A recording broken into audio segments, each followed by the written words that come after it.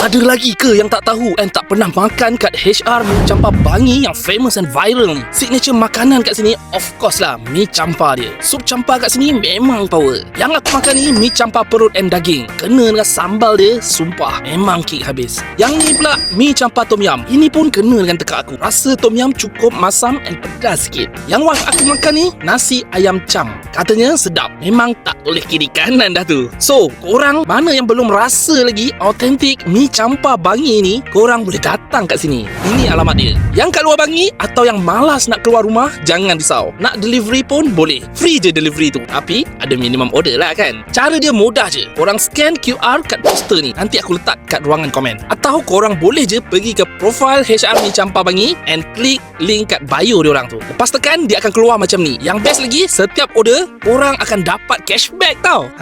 Free delivery dapat, cashback pun dapat. Gila lah. Apa lagi? Jom serbu kat HR Mi Campur kat Bangi ni. Atau nak delivery, tekan je link kat bio. So guys, share video ni kat geng makan korang and follow aku untuk konten-konten padu lagi. Let's go.